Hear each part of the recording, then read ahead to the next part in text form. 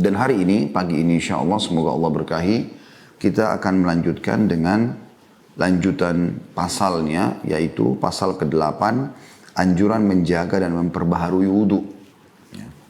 Jadi bagaimana seseorang tidak pernah terlepas dari wudhunya. Batal pun dia wudhu lagi, batal pun dia wudhu lagi. Ya. Juga kalaupun dalam kondisi dia wudhu, tiba waktu sholat, dia boleh perbaharui. Walaupun dia sudah bisa sholat langsung. Ini semua punya keutamaan tersendiri. Itu yang dimaksud oleh Al-Mundhiri dalam pasal beliau ini. Hadits pertama, bismillah tentunya.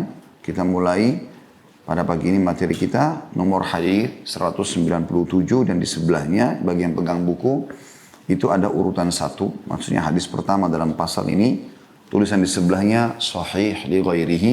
Maksudnya hadis ini menjadi sahih karena dukungan riwayat-riwayat yang lain. Dari Thauban radhiyallahu anhu dia berkata, Rasulullah SAW bersabda, istaqimu walan tuhsu wa'lamu anna khaira amalikumus salah walan yuhafidha ala al-wudu'i illa mu'min. Beristiqamalah kalian dan kalian tidak akan mampu menghitung pahala dari amal kalian. Ketahuilah bahwa sebaik-baik amal kalian adalah solat dan tidak akan menjaga wudhu kecuali seorang mukmin. Diriwayatkan oleh Ibnu Majah dengan sanad sahih dan Al-Hakim juga meriwayatkan dan dia berkata sahih berdasarkan syarat keduanya dan ia mempunyai illat selain kekeliruan Abu Hilal dan Asy'ari. Maksudnya ada permasalahan dalam hadis ini tetapi sudah ditelusuri oleh para ulama, makanya saya bilang tadi di awal dia sahih karena dukungan riwayat-riwayat yang lain.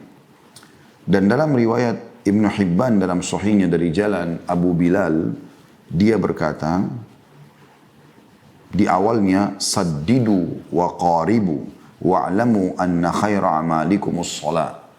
Berlaku luruslah dan berusahalah untuk mendekati atau kepada sesuatu yang lurus itu. Ketahuilah bahwa sebaik-baik amal kalian adalah sholat. Saudaraku Siman, seperti biasa kita coba akan bedah hadis ini dan kita coba mengambil dengan izin Allah Subhanahu wa taala tentunya manfaat-manfaatnya.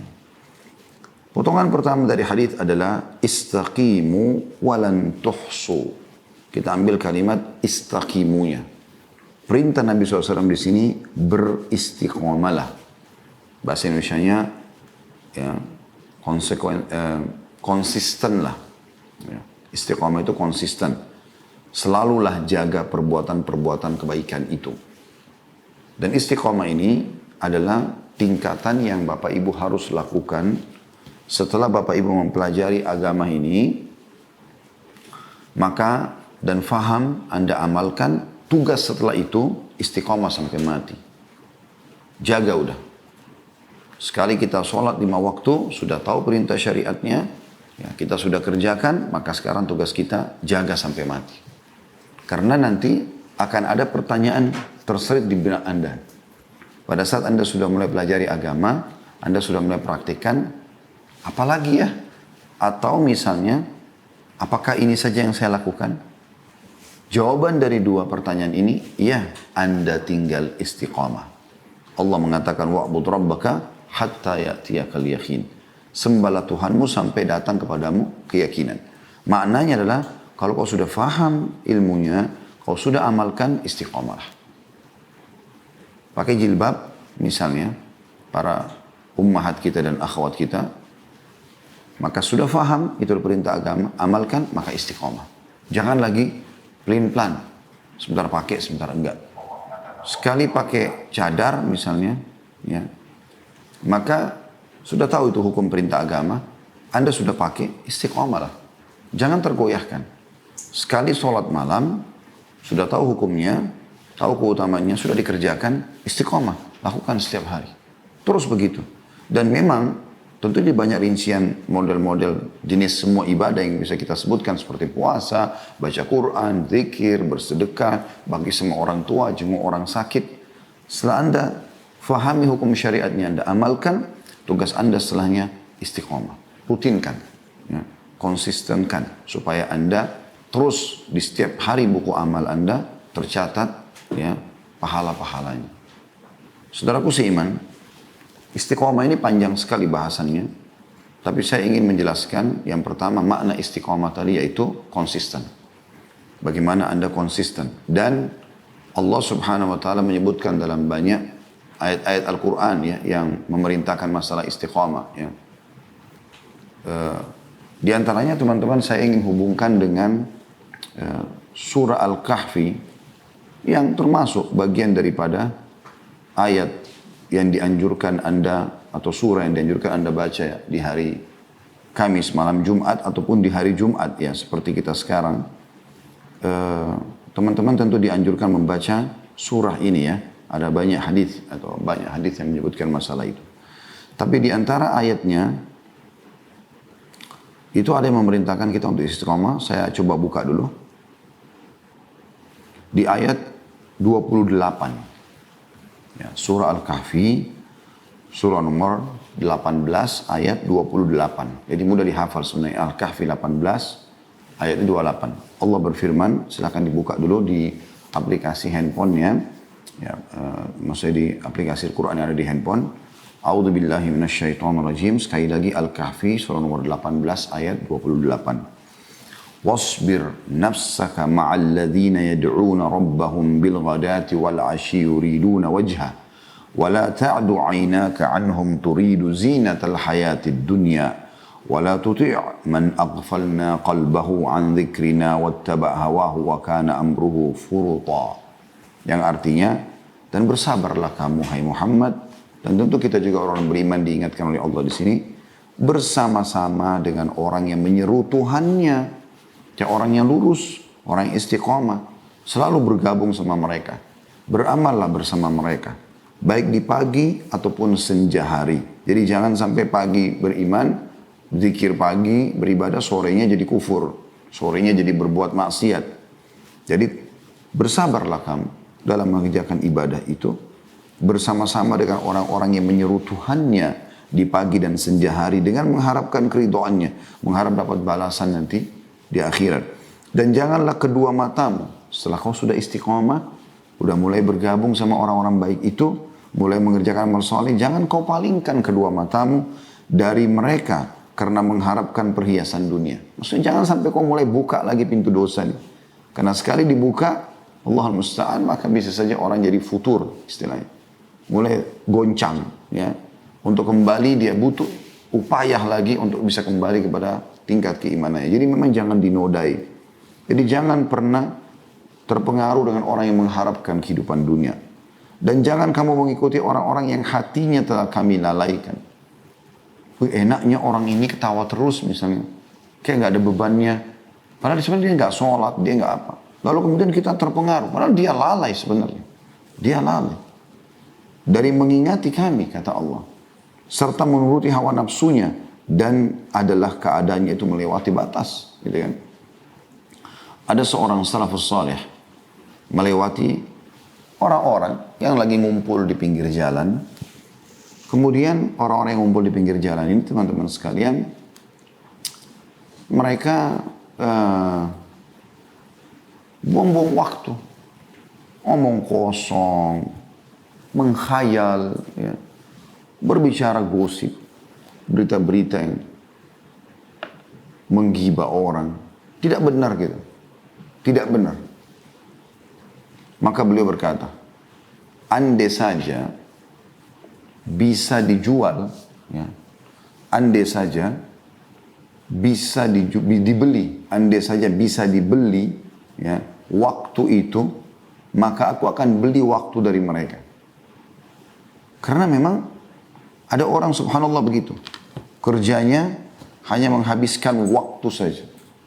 Menghabiskan pada hal yang tidak ada gunanya. Pada hal yang tidak ada gunanya. Maka beliau mengatakan kalau waktu itu bisa dibeli, supaya waktu saya bertambah, saya beli dari mereka. Karena saya tahu waktu saya tidak cukup untuk beribadah.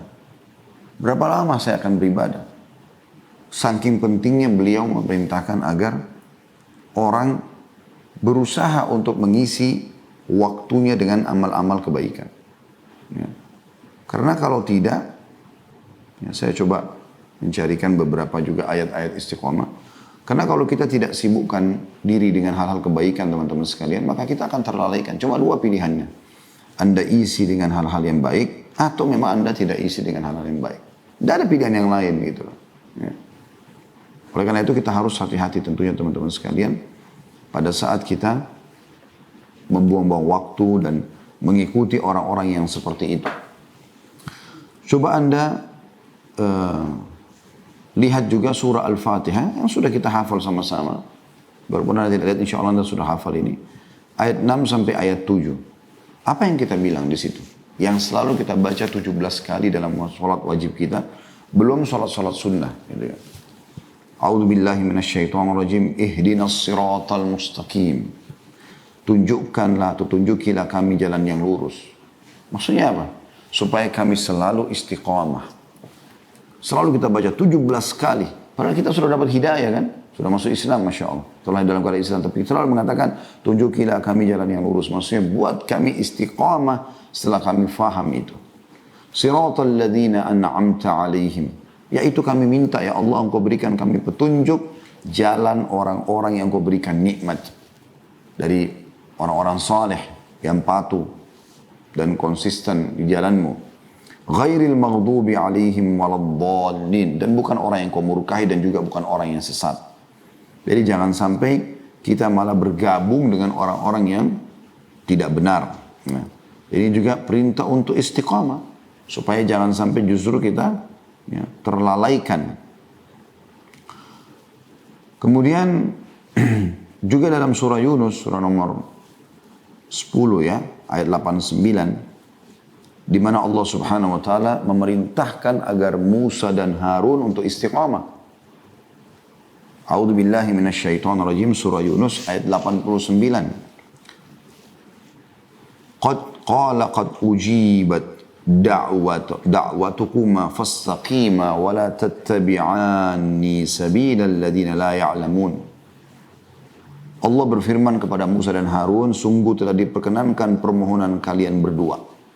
Ya, agar mereka dimenangkan dari Fir'aun. Karena itu istiqamalah kamu berdua.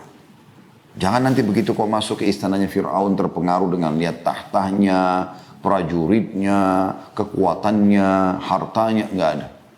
Istiqamalah. Jangan terpengaruh. Tujuan utamamu adalah akhirat. Ya. Maka karena itu istiqamalah. Sekarang kalian akan begini. Ya. Menuju ke Fir'aun. Karena itu istiqamalah kamu berdua pada jalan yang lurus dan jangan kamu mengikuti jalan orang-orang yang tidak mengetahui. Artinya jangan sampai kau malah menyimpang sehingga akhirnya terpengaruh. Ya.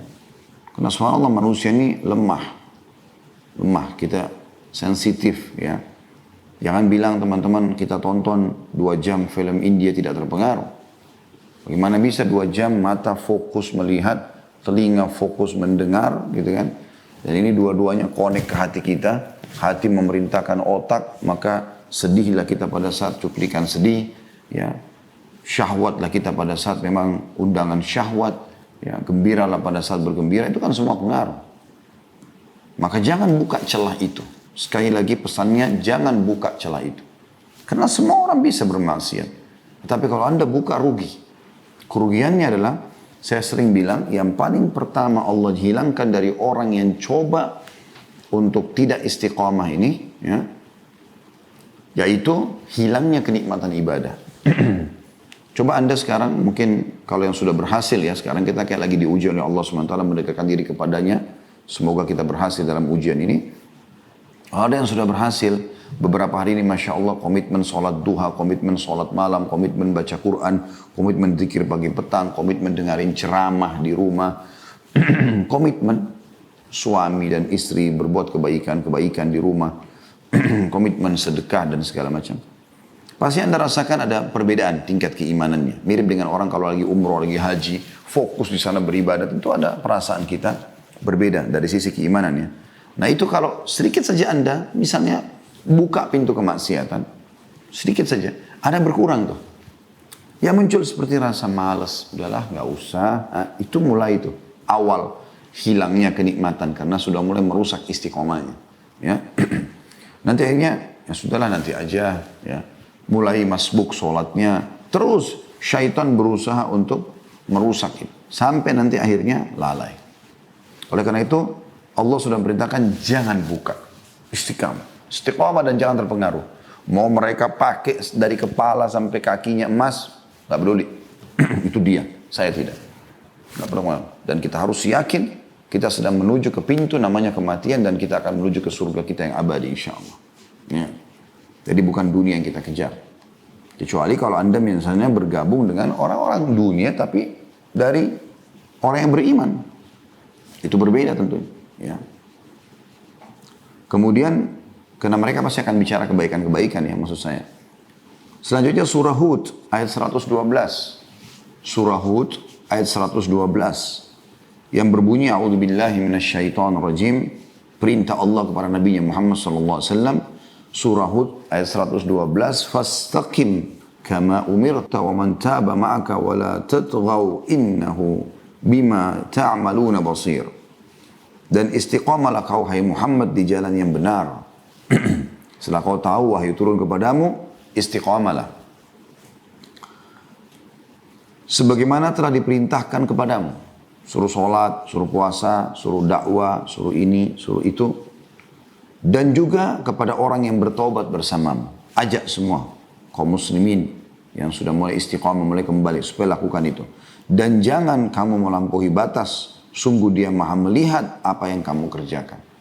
Melampaui batas ini adalah kembali lagi dalam pelanggaran. Jangan sampai rusak itu. Jadi seperti ibaratnya begini. Teman-teman yang mulai istiqamah, ya, sudah mulai faham agama, kayak insya Allah termasuk Bapak Ibu mengikuti acara kita ini. Misal kita coba untuk belajar, nih apa nih yang Allah pesankan? Apa pesan Rasulullah SAW? Kita mau belajar. Maka kita mulailah mempelajari lalu kita mulai terapkan. Kita coba konsisten kan, sudah mulai istiqamah gitu kan. Kita ibaratnya seperti orang yang tadinya kotor, mandi nih. Segar nih, kayak tadi pagi teman-teman mandi, segar sekali. Baju sudah bagus, sudah wangi, rambut sudah rapi, segala macam sudah zen, sudah bagus. Ya, udah bagus. Nah sekarang, Anda tugasnya adalah menjaga itu kebersihan supaya kita tetap fresh, segar kan gitu. Ada orang begitu dia bisa jaga. Dia jaga di hati-hati, nggak sembarangan injak, becek misalnya, nggak sembarangan menjemur dirinya di matahari sehingga dia keringatan dan mengubah kesegaran tubuhnya ya. Kecuali memang mungkin sudah berapa waktu ke depan, itu pun dia perbaharui lagi dengan dia mandi. Nah di sini dia dari amal soleh ke amal soleh. Jadi dia terus seperti orang yang mandi. Jadi selalu segar gitu kan. Nah kalau Anda mulai setelah wangi bersih, ada genangan air, injak. Percik ke celana. Nah ini seperti itu. Sudah tahu itu kotor. Kenapa diinjak? Gitu kan. Sengaja ya, main kotor-kotor misalnya apalah ya. Maaf, meludah sembarangan. Main ngupil, korek hidung. Apalah ya. Kotorin. Jadi biar bajunya juga bersih, rapi. Jadi kotor kembali. Orang subhanallah biar paras wajahnya dan postur tubuhnya biasa saja. Ya. Itu tetap saja kelihatan bersih, kelihatan bagus, menarik. Kalau dia bisa jaga pakaiannya bersih, penampilannya rapi kan gitu. Seperti itulah. Nah seperti itu orang yang sudah mulai istiqamah. Mulai bersih dia. Ya, mulai rapi. Subhanallah orang istiqamah itu kelihatan ada cahaya di wajahnya. Ya, walaupun dia tidak terlalu putih kulitnya. Seperti orang yang nyaman kita untuk interaksi sama dia.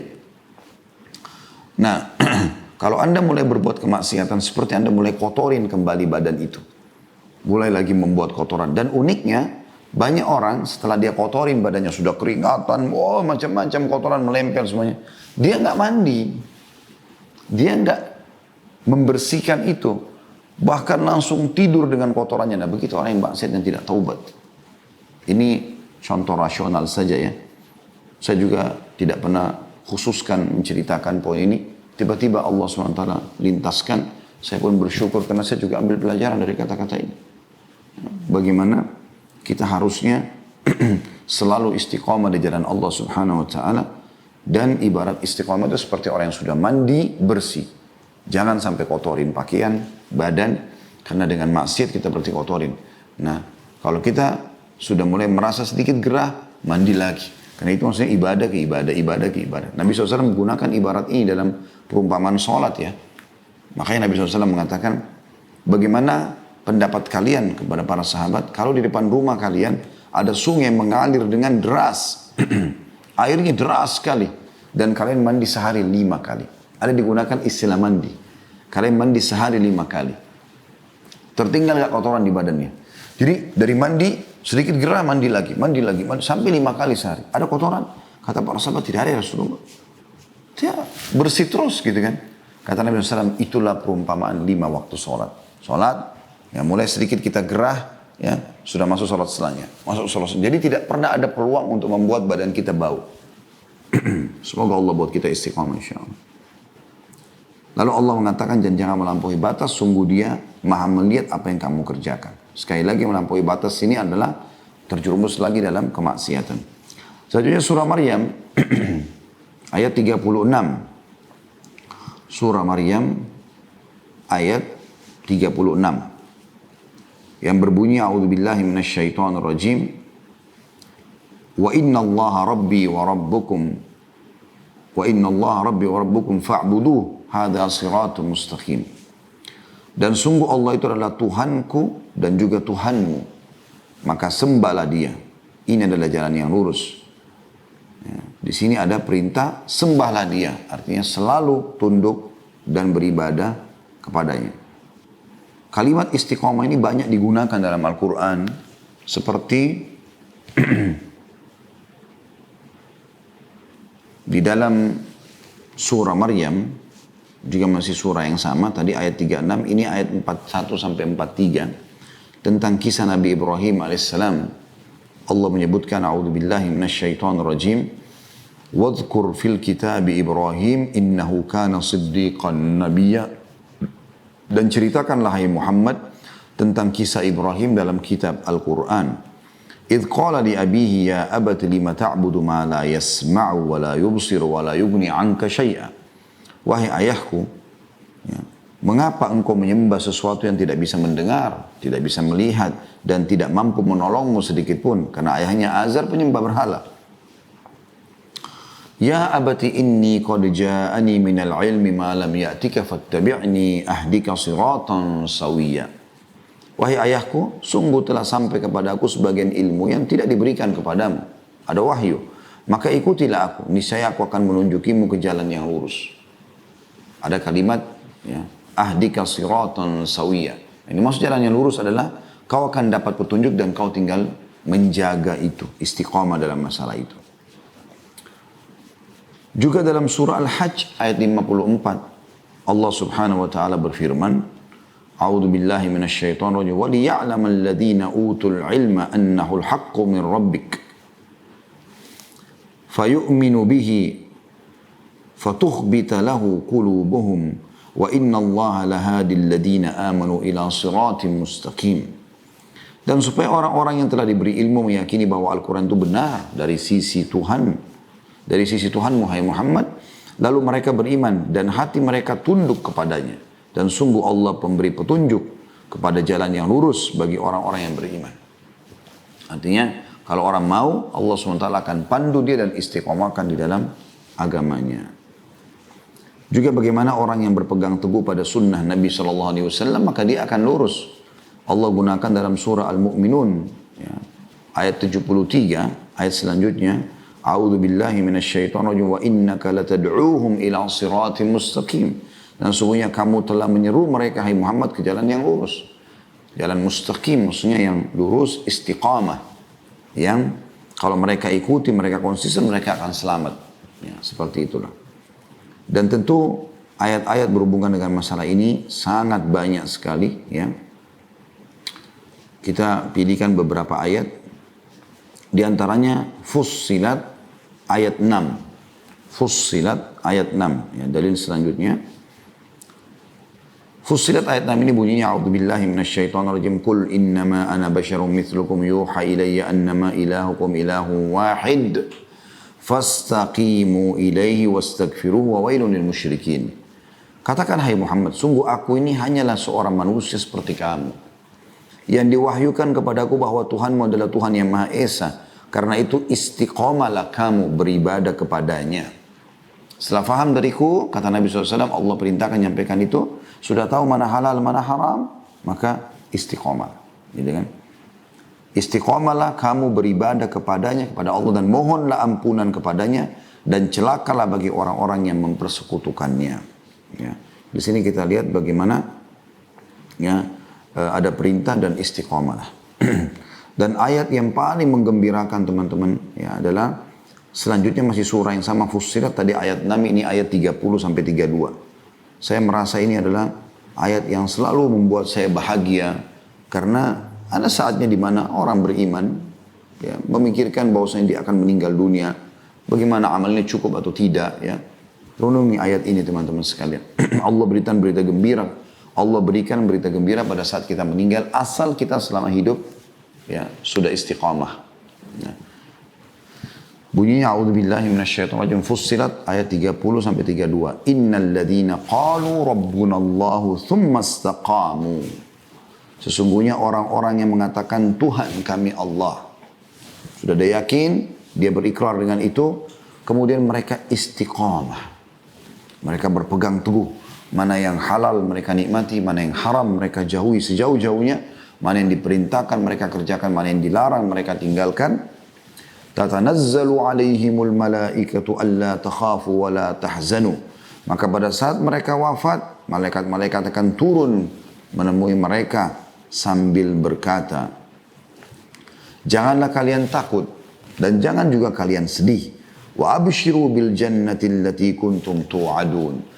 Dan terimalah berita gembira dengan surga yang telah dijanjikan untuk kalian. Jadi pada saat kita mau meninggal nanti teman-teman sekalian, dan insya Allah kita termasuk ini, kita akan menyaksikan malaikat datang ramai dan menyampaikan berita gembira. Allah takhafu, tidak usah kalian takut. Tidak usah takut nih, ruh mau dicabut segala macam. Wala ya, Allah takhafu wala tahzanu, jangan kalian sedih. Wa abshiru, terima berita gembira dari kami. Allah menyuruh kami menyampaikan kepada kalian. Bil jannati allati kuntum tu'adun, dengan surga yang telah dijanjikan untuk kalian. Itu ayat 30. Ayat 31-nya, nahnu awliya'ukum fil hayatid dunya wa fil akhirati wa lakum fiha ma tashtahi anfusukum wa lakum fiha ma tadda'un. Kamilah yang jadi pelindung-pelindung kalian dalam kehidupan dunia dan akhirat. Di dalam surga itu kalian akan memperoleh apa yang telah kalian inginkan, atau apa yang akan kalian inginkan, dan apa yang kalian minta. Semuanya ma tashtahihil anfus. Apa yang jiwa kita terlintas ingin, langsung ada. Ya. Sampai sebagian ulama tafsir memaknakan kalau orang melihat burung terbang di atas langit surga misalnya, dan dia tiba-tiba terfikir, enak gak ya dagingnya kak burung ini. Misal contoh di bayangan dia adalah terbakar atau digoreng, atau tiba-tiba sudah terhidang di depannya. Tidak seperti di dunia, dia harus proses dulu. Kemudian ayat 32-nya, nuzulam min ghafurir rahim.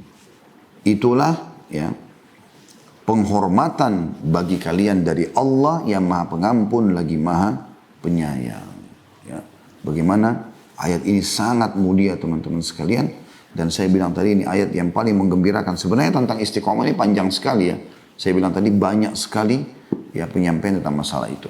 Baik, itu makna istiqomah. Kita akan lebih dalam masuk juga di makna istiqomah ini teman-teman sekalian. Selain makna istiqomah adalah kiat-kiat untuk istiqomah. Kiat-kiat untuk istiqomah.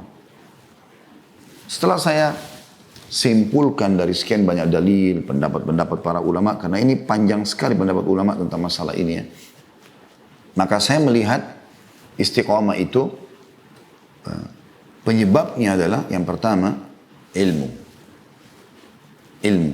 agama. Karena dengan kita pelajari ayat-ayat Al-Quran, kita pelajari hadis Nabi SAW, penjelasan para ulama salaf, para sahabat, para tabi'in, generasi emas Islam awal, tentang ayat, tentang hadis Nabi, dan apa yang mereka praktikkan dalam kehidupan mereka, maka ini adalah sebab istiqomah pertama. Bagaimana orang kalau sudah faham, jadi tahu Mungkin umum, seperti teman-teman sekarang sederhana contohnya, begitu ikut pengajian, dengar, oh iya ya ternyata, oh ternyata. Kita jadi mau lakukan, nah ini ilmu. Jadi kalau teman-teman hadir di majelis ilmu atau dengarkan ceramah, mungkin termasuk seperti sekarang kita melalui live pun seperti ini, karena memang kita belum bisa membuka majelis dalam kondisi kita sekarang, maka ini sudah cukup untuk membuat teman-teman sekalian munculnya efek ilmu itu. Jadi jangan heran kalau Anda merasa, oh saya berdosa ya, oh saya kayaknya kurang, oh saya mau melakukan, itu efek ilmu. Tapi ini nggak cukup, dia nggak berdiri sendiri. Seperti kalau bangunan baru satu pilar. Harus ada pilar lain yang menopang. Pilar yang kedua, amalkan. Amalkan. Nah di sini pengamalannya ini loh yang penting. Ya. Karena banyak orang sudah tahu tentang sholat malam, tapi nggak diamalkan. Dia hadir di majelis begini sudah dengar masalah wudhu, nggak wudhu, gitu loh. Nggak wudhu, padahal dibersihkan dosa ini, tapi dia nggak wudhu. Kan aneh gitu kan. Maka ini pilar yang kedua harus menopang. Kalau enggak yang pertama percuma. Biar Anda kaya ilmu kalau nggak diamalkan percuma, gitu kan. Maka harusnya diamalkan. Ini tidak kalah penting. Dan dalam belajar, ya poin pertama, kiat pertama, dan dalam mengamalkan dibutuhkan sebuah pembalut penguat namanya istiqomah. Istiqomah ini, pembalutnya adalah istiqomah.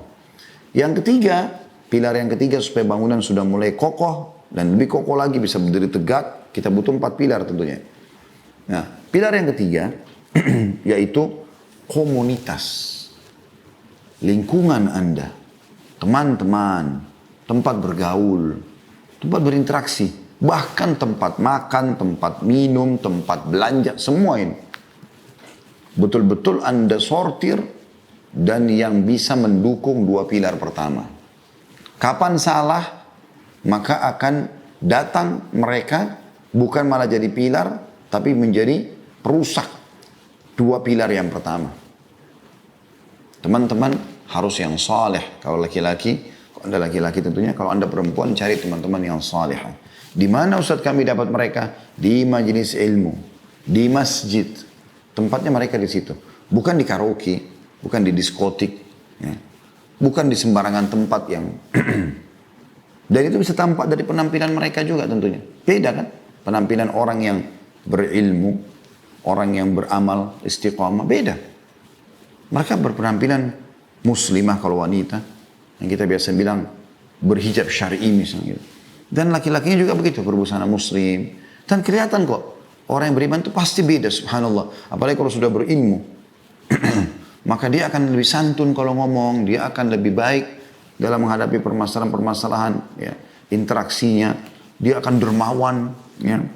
Dia akan murah senyum, dan seterusnya. Nah ini pilar yang ketiga. Ini juga penopang bangunan. Nah sekarang sudah 3. Bangunan sudah mulai bangun, tapi masih miring. Butuh yang keempat. Berdoa supaya Allah membuat Anda istiqamah. Seperti itulah. Ini kiatnya. Ini yang sederhana yang saya sampaikan dalam masalah kiatnya. Kemudian Nabi SAW bersabda, masih di hadis yang sama tentunya, lanjutannya, walan tuhsu, dan kalian tidak akan pernah bisa menghitung amal. Bisa bermakna, tidak usah repot hitung amalmu. Oh saya sudah sholat malam 10 tahun. Baik, 10 tahun sudah dicatat. Sekarang, yang penting sekarang kita bicara tidak lepas dari masalah istiqomahnya tadi. Makanya Nabi SAW ingatkan, jangan kalian berkata, dulu saya sholat malam. Itu dulu. Dulu saya waktu masih gadis, dulu saya waktu masih bujang, waktu saya masih SMA saya sholat malam. Oh saya dulu suka hadir majelis ilmu. Dulu. Apa gunanya Anda cerita dulu? Yang penting itu adalah berjalan gak sampai sekarang. Berjalannya ini yang penting. Gitu. Jadi gak usah hitung-hitung itu. Kerjakan saja. Dan selalu merasa kurang dalam amal itu. Khawatir jangan sampai Allah gak terima nih. Gimana? Maka selalu kita sibuk memperbaharui, sibuk menambah. Jangan merasa puas. Jangan merasa bangga. Oh saya sudah 3 kali haji. Manfaatnya apa?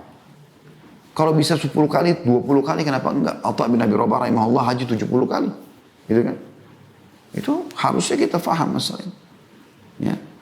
Jadi tidak perlu kita berbangga dengan amal yang kita lakukan. Dalam arti kata menghitung-hitung. Karena kita tidak bisa hitung itu.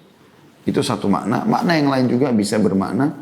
Kalian tidak tahu bagaimana Allah membalas kalian. Istiqomahlah. Dan tidak usah hitung-hitung amal itu. Terus beramal, terus merasa kurang dalam amal itu, kita selalu tamak dengan rahmat Allah. Sudah sholat malam, ingin sholat malam lagi. Kemarin baru baca 1 juz, sekarang harus 2 juz. Terus begitu. Ya. Sudah berdoa kemarin, sekarang mau berdoa lagi. Kemarin sedekah, oh kayaknya masih kurang, sedekah lagi. Terus begitu. Kemarin baca zikir misalnya, istighfar misalnya contoh, 30 kali, sekarang harus 50 kali, sampai 100 kali. Kan begitu. Itu potongan yang kedua. Dari sabda Nabi SAW, walan tuhsu. Kemudian potongan yang ketiga adalah, wa'lamu anna khaira amalikumus sholah. Ketahuilah, amal kalian yang paling baik adalah sholat. Amal yang paling baik maknanya amal yang paling Allah cintai. Amal yang paling banyak pahalanya. Ya. Amal yang paling banyak membersihkan dosa. Amal yang paling banyak mengangkat derajat. Nah ini maknanya. Wa'lamu anna khaira amalikumus shalah. Ini sejalan dengan makna hadis yang lain. Ya. Kata Nabi SAW, awal amal yang dihisab hari kiamat adalah sholat. Kenapa Nabi sebut sholat? Karena memang seperti itu. Memang sholat ini adalah amal yang paling Allah cintai. Kalau dia baik, timbangannya, semuanya oke, maka beruntunglah dia, kata Nabi SAW. Dan kalau buruk sholatnya, rugilah dia. Binasalah dia. Karena tidak ada yang bisa diandalkan. Saya ingin berbagi di sini teman-teman. Sholat. Sholat ini komunikasi seorang hamba dengan Tuhannya. Seperti Anda sedang dipanggil menghadap oleh atasan kalau di kantor. Atau dipanggil untuk bertemu dengan seorang pemimpin, misal presiden, menteri, siapalah yang undang Anda, yang undang Anda ke situ khusus. Karena pada saat azan dikumandangkan hayya 'alas shalah, ayo menuju ke salat, yang panggil siapa? Allah. Undangannya Allah itu melalui lisan muadzin.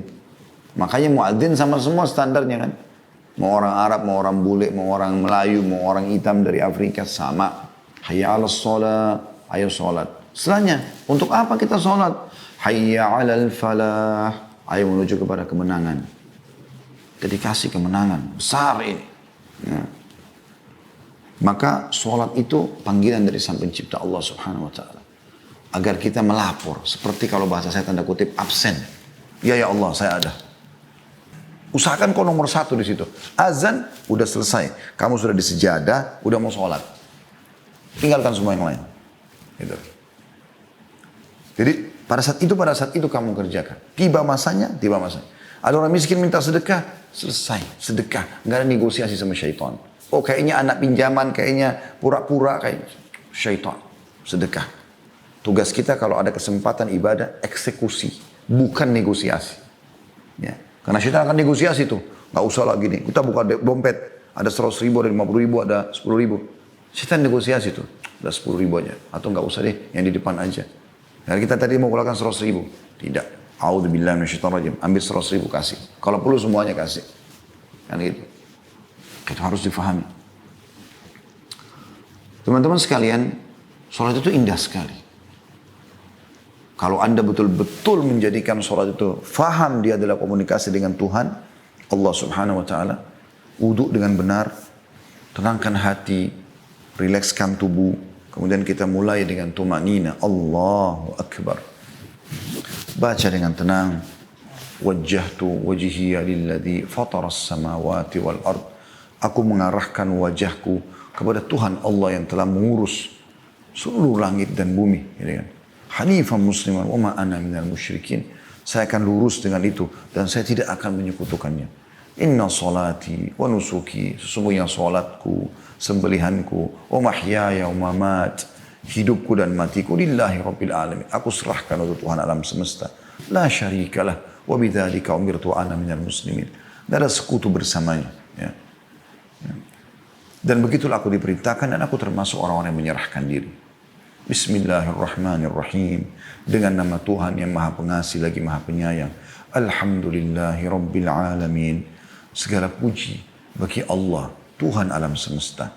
Ar-Rahmanir-Rahim. Yang maha pengasih lagi maha penyayang. Maliki yaumiddin.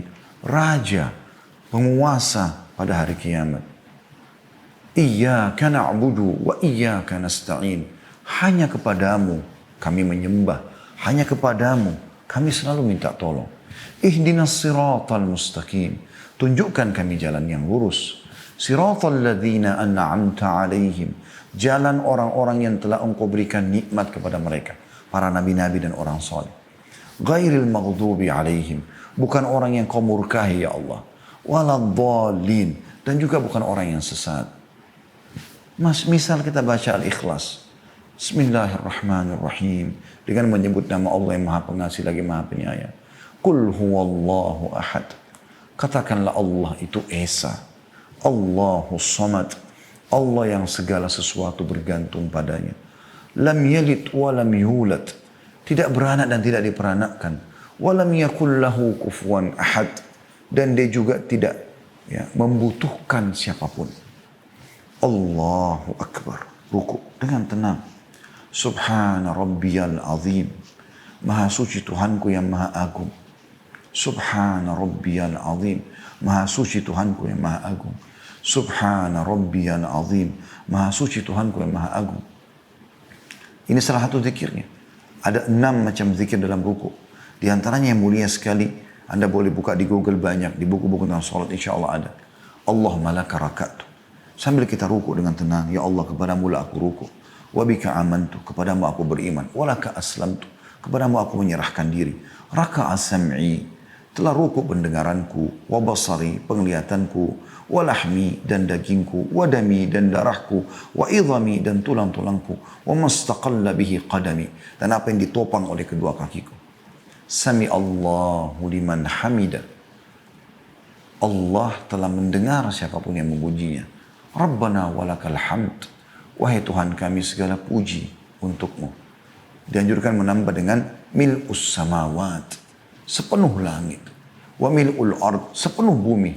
Wa mil'u ma syi'ta min syai'in ba'd. Sepenuh yang kau inginkan ya Allah. Sebanyak yang kau inginkan. Kemudian juga sunnahnya menambah hamdan kathiran tayyiban mubarakan fi. Puji-pujian yang banyak, yang penuh dengan berkah, yang layak untuk sang pencipta. Waktu seorang sahabat mengucapkan ini, sempat Nabi SAW mengatakan setelah salam, siapa yang ucapkan tadi itu? Hamdan kathiran tayyiban mubarakan fi. Hamdan puji-pujian, kathiran yang banyak, tayyiban yang bagus, sempurna, mubarakan fi, penuh dengan keberkahan. Kata sahabat yang baca, saya Rasulullah. Kata Nabi SAW, tadi saya diperlihatkan untuk kau ucapkan itu, para malaikat berlumba-lumba untuk menulis apa yang kau ucapkan. Karena mulianya kalimat itu. Allahu Akbar, sujud. Merendah di hadapan Allah. Letakkan dahi dan hidung kita di tanah. Subhana rabbiyal a'la. Maha suci Tuhanku yang maha tinggi. Subhana rabbiyal a'la. Maha suci Tuhanku yang maha tinggi. Subhana rabbiyal a'la. Maha suci Tuhanku yang maha tinggi. Tenang, pelan-pelan. Bukan suara biar Allah, suara biar Allah, suara biar Allah. Kadang-kadang tidak jelas. Kadang-kadang mungkin ada orang baru sekali baca, sudah bangun. Tenang, akhi dan ukhti. Tumaknina adalah kewajiban sholat. Bahkan bisa batal kalau tidak tumaknina. Ada juga doa sujud yang mulia. Allahumma laka sajadtu. Ya Allah kepadamu lah aku sujud. Wabika amantu. Kepadamu aku beriman. Walaka aslamtu. Kepadamu aku menyerahkan diri. Anda bayangkan lagi sujud, Anda baca ini. Coba maknanya luar biasa. Sajada wajhi, telah sujud wajahku. Lilladzi khalaqahu wa sawwarah, kepada zat yang telah menciptakannya dan juga membentuknya. Meletakkan alis seperti ini, mata seperti ini, hidung seperti ini, mulut seperti ini. Fatabarakallahu rabbul alamin. Maha berkah Allah Tuhan alam semesta. Lalu kita bangun dari duduk dengan tenang. Rabbi ghafirli, ya Allah maafkanlah aku. Rabbi ghafirli, Ya. Rabbi ghafirli warhamni, kasihanilah aku. Wajburni, penuhilah kebutuhanku. Rabbi ghafirli warhamni wajburni wa'afini, dan juga maafkanlah aku. Ya. Warfa'ni, angkatlah aku. Ya. Doa-doa ini mulia sekali. Sujud lagi. Anggap semua kita kembali seperti awal, lalu kita tahiyat. At-tahiyyatu lillah. Segala junjungan yang tinggi untuk Allah. Wassalawat, wattayyibat. Semua puji-pujian yang baik, yang sempurna. At-tahiyyatu lillahi wassalawatu wattayyibat. Assalamu alayka ayuhan nabi wa rahmatullahi wa barakatuh. Semoga keselamatan, kesejahteraan diberikan kepada hai Nabi, maksudnya Nabi Muhammad SAW. Dan juga rahmat Allah. Ya. Keberkahannya juga. Assalamu alayna wa ala ibadillahi salihin. Dan semoga saja setelah itu, keselamatan selalu, kesejahteraan diberikan kepada kami dan hamba-hamba Allah yang saleh. Ya. Asyhadu an la ilaha illallah. Aku bersaksi tidak ada yang berhak disembah kecuali Allah. Wa asyhadu anna Muhammadan abduhu wa rasuluh. Aku bersaksi bahwa Muhammad adalah hamba juga utusannya. Allahumma salli ala Muhammadin wa ala ali Muhammad. Ya Allah, berikanlah selalu salam sejahtera, rahmat untuk Nabi Muhammad SAW dan keluarganya. Dalam riwayat lain, Allahumma salli ala Muhammadin wa azwaji wa dhurriyyati. Ya Allah, ucapkanlah atau berikanlah salam hormat, ya, rahmatmu yang luas kepada Nabi Muhammad SAW dan para istri-istrinya juga keturunannya. Allahumma salli ala Muhammadin wa ala ali Muhammadin kama sallaita ala Ibrahim wa ala ali Ibrahim. Sebagaimana engkau telah mengucapkan salam, meluaskan rahmatmu untuk Ibrahim dan juga keluarga Ibrahim. Wa barik ala Muhammadin wa ala ali Muhammad. Berikanlah keberkahan kepada Muhammad dan keluarga Muhammad. Kama barakta ala Ibrahim wa ala ali Ibrahim. Sebagaimana engkau memberikan keberkahan kepada Ibrahim dan keluarganya. Innaka hamidun majid. Sesungguhnya kau zat yang layak untuk dipuji dan sangat mulia. Jadi kan, setelah itu Anda boleh salam atau Anda mengucapkan doa-doa. Ada lebih dari 20 doa dianjurkan dibaca sebelum salam. Banyak sekali. Tapi di antara doa-doa yang mulia, luar biasa. Allahumma bi'ilmiqal ghaib wa biqudratika alal khalq. Ya Allah, dengan ilmumu yang luas yang menguasai yang gaib dan kemampuanmu dalam menguasai makhlukmu. Ahini ma'alimta anna hayata khairun li. Hidupkanlah aku selama engkau tahu kehidupan baik untukku. Wa tawaffani idza alimta anna al-wafata khairun li. Dan wafatkanlah aku kalau kau tahu kematian lebih baik untuk aku. Allahumma inni as'aluka khasyatuka fil ghaibi wasyahadah. Ya Allah, aku mohon kepadamu kekhusyuan, ketundukan kepadamu dalam keadaan ghaib aku sendirian ataupun dalam keadaan rame-rame. Wa as'aluka kalimatal haqqi fil ridha wal ghadab. Dan aku memohon kepadamu selalu mengucapkan yang benar dalam keadaan aku sedang tenang ataupun aku sedang marah. Wa as'aluka ridha ba'dal qadha. Ya. Dan aku mohon kepadamu ya Allah ridha setelah keputusan. Wa as'aluka bardal aishi ba'dal mamat. Dan aku berharap kepadamu ya Allah, engkau berikan kepadaku kesejukan hidup setelah kematian. Ya. Semua ada potongan di sini yang terlupa, yaitu as'aluka na'iman la yanfad. Aku mohon kepadamu nikmat yang tidak pernah terputus. Wa qurratu ainin la tanqati'. Dan juga yang menyejukkan mata yang tidak pernah terputus gitu kan. Dan potongan akhir doa adalah was'aluka laddatan nadhara ila wajhik. Dan aku mohon kepadamu kelezatan melihat wajahmu, wasyauqa ila liqa'ik, dan selalu rindu untuk bertemu denganmu. Allahumma zayyinna bi zinatil iman. Ya Allah, hiasilah kami dengan keimanan. Allahumma zayyinna bi zinatil iman. Waj'alna hudatan muhtadin. Dan jadikanlah kami orang-orang yang selalu mendapatkan petunjuk dan menjadi penyebab petunjuk bagi orang lain. Assalamualaikum warahmatullahi ya. Bisa ditambah dengan wabarakatuh. Assalamualaikum warahmatullahi wabarakatuh. Salat indah. Ini belum kita kerjakan, hanya sekedar mengucapkan. Saya pribadi tadi terasa terbawa dalam arus kehusyuan. Belum saya kerjakan salat. Begitu kalau Bapak Ibu lakukan. Makanya Nabi SAW mengatakan innama ju'ila qurratu aini fis salat. Allah telah jadikan ketentraman ya, hidupku yang menyejukkan mataku di salat. Makanya para salafus saleh dikatakan saking fahamnya tentang masalah salat, mereka itu kalau mau salat luar biasa konsentrasi. Sampai-sampai malam seperti terang benderang di rumput yang banyak binatang, serangga pun di hutan itu seperti terang, ya seperti karpet yang mewah. Ya kan?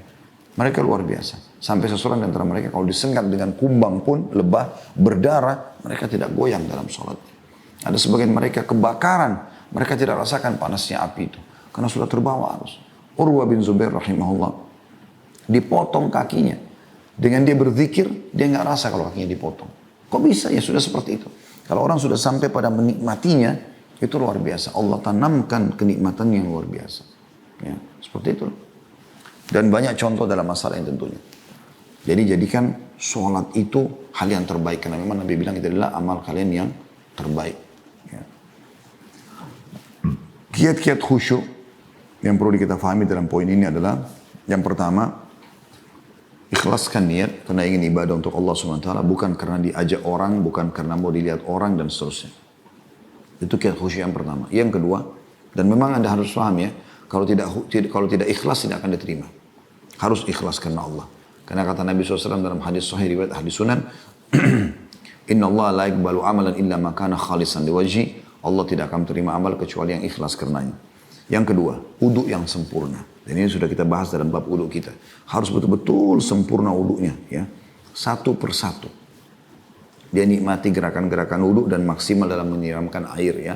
Dalam arti kata memang semua kena. Sampai kemarin kita jelaskan menyelat-nyelati tangan di jari-jari. Ya.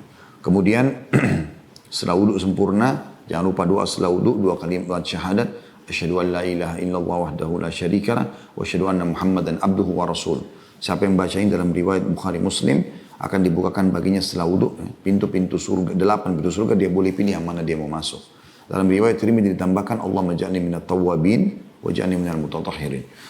Ya Allah, jadikanlah kami orang-orang yang selalu bertobat dan selalu bersuci. Lalu mulai Anda masuk ke sholat dan ada perangkat-perangkat yang harus Anda perhatikan. Harus dalam kondisi tubuh kita segar, baju kita juga nyaman, bersih, sejadah bersih, ya, tempat itu juga bersih, ya. Makanya jangan di tempat yang kotor, yang berantakan dan segala macam mengganggu kehusyuan.